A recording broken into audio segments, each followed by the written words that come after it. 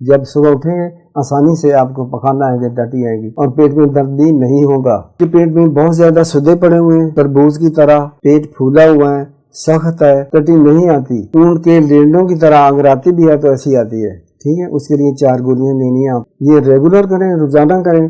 सालों की कब्ज, सालों का सुद्दा जो सुद्दे बने होते हैं आउट नहीं होते, वो डिजॉल्व हो जाएंगे, निकल आएंगे और नर्म होकर जब पखाना ये टटी करेगा आपको पता चलेगा कि ये ऊंट के लेटने हैं, नर्म हालत में बाहर आ गए हैं, सुकून हासिल होगा।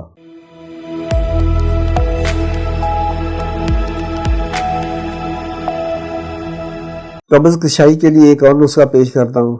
जैसे कि लोग बहुत ही परेशान हैं, डंडान हैं, कमज़ोर हैं, परेशान रहते हैं, मुख्तलिफ अद्वियात खाते रहते हैं।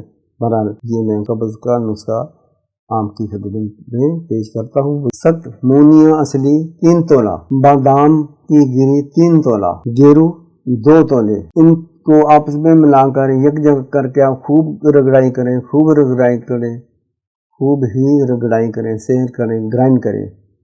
2-3 ज़बानों में आपको ये मैं बता रहा हूँ। ये बेहतरीन मुरक्कब हो जाएगा। जब ये बारीक हो जाए तो आप इसको सफ़ेद चना जो बड़ा होगा उसके बराबर आपने इसकी गोलियां बना लेनी है। ये आपके पास बेस्ट चीज़ तैयार होगी कब्ज़ कुशाई के लिए। रात को आपने 1 गोली लेनी है गर्म दूध के साथ। अगर दूध मुयसर नहीं, नीम गर्म ज़रा तेज़ गर्म पानी हो उसके साथ ले लें, लेकिन खाना खाने के 1 घंटा के बाद या 2 घंटे के बाद लेनी है, वरना पेट में दर्द होगा। अगर 1 घंटे के बाद लेंगे कुछ भी नहीं होगा, कुछ दर्द नहीं होगा।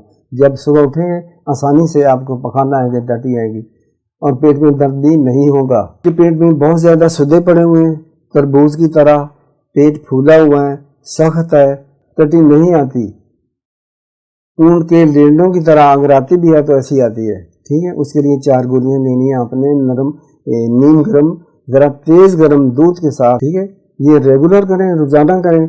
सालों की कब्ज, सालों का सुद्दा जो सुद्दे बने होते हैं आउट नहीं होते, वो डिजॉल्व हो जाएंगे, निकल आएंगे और नर्म होकर जब पखाना ये टटी करेगा आपको पता चलेगा कि ये ऊंट के लेटने हैं, नर्म हालत में बाहर आ गए हैं, सुकून हासिल होगा। तो जाते हुए सब्सक्राइब कर दें, कोई जोर नहीं लगेगा, लाइक शेयर भी कर दें, दूसरे लोगों का भला होगा। अस्सलाम वालेकुम।